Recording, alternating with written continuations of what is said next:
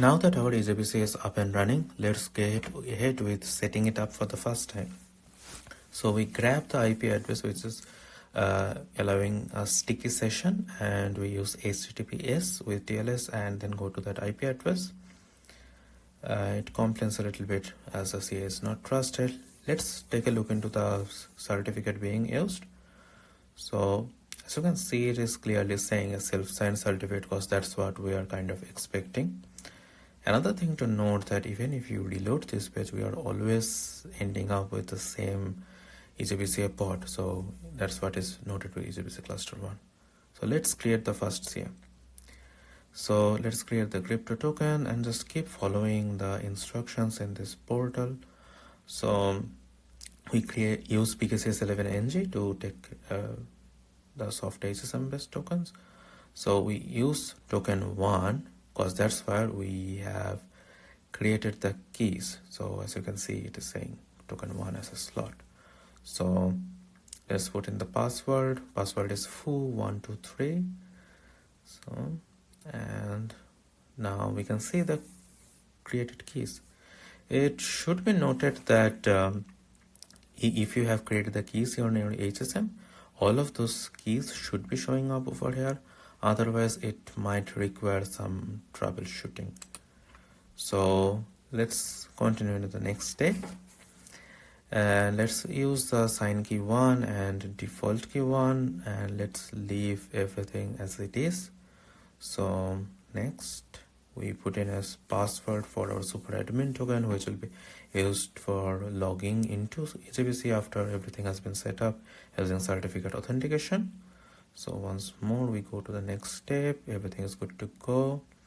Now we enroll the superadmin and download the management CS certificate for the further steps. So now everything looks good, and one final piece of puzzle is still remaining, that is issuing the server certificate. So let's jump onto RA Web. So let's enroll our first certificate. So it should be a server type. It can be issued by the CA itself. Let's for the common name, we should be using the domain name we are kind of hoping for. The domain name is what we can configure the domain name. In our case, it is EJBCA CA test domain.sc. Feel free to name it to any appropriate name, but we need to put it in subject alternative name, DNS name, and common name. That's one of the key thing we need to remember. So we put in the common name, we put in the DNS name, and then for cluster internal access, we also need to allow another DNS name entry for this service. So for an example, if you want to use a REST API based automation where your application is running internally. And we also need to put the namespace name, and you might need to put SVC cluster local or Q cluster local based on your cluster's configuration. We just copy over the namespace name over here.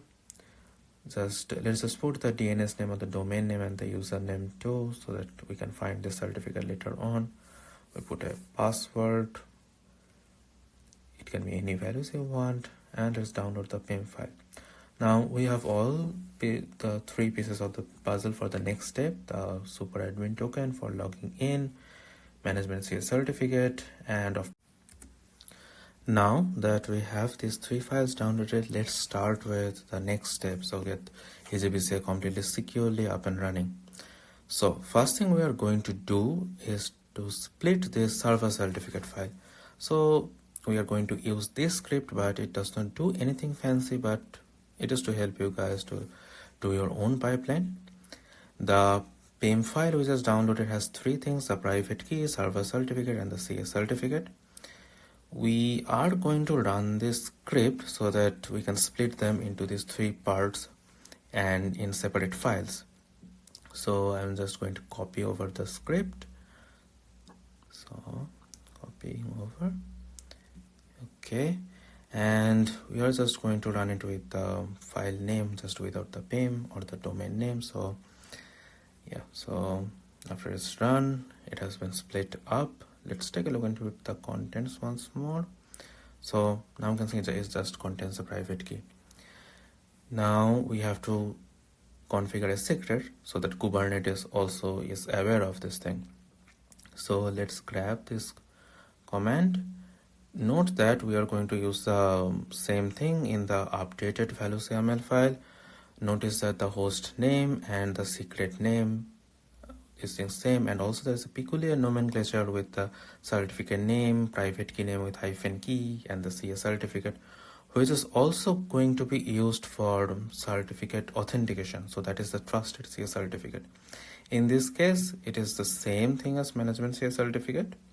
So at the end of the day, this script was a bit convenient to like split them up. Otherwise, like the operation with hand or manual operation can be a little bit error prone. Let's update the values YAML file, or at least take a look into this values YAML file a little bit later. First, we are going to import this superadmin token though. So we are going to do it in Chrome, but for Firefox it's also of course possible. So we import it and we put in the password that we have put in like in the portal when we were like following through the steps. So now let's take a look into this values YAML file. I mean, what are the update going on? That we said, I mean, we are going to mount the internal engineering certificate and put the secret name, and then we are putting the same thing in the YAML file with all the same contents as before. We are commenting out the last part, which will be relevant soon. We will be working on that soon, but let's for now redeploy EJBCA. So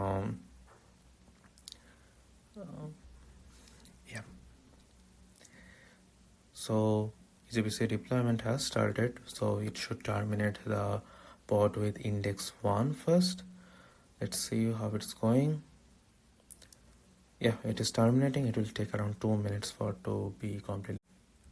Now EJBCA is up and running again with proper server certificate. We grab the same IP address as before, so the one with a sticky session. So let's access with that again. This time it asks for server certificate, client certificate authentication. Please ignore the other entries, but it is showing us superadmin has been logged in. And we finally remove the public access. Now EJBCA is completely secure with certificate authentication. Now we are good to go to proceed ahead with the other steps.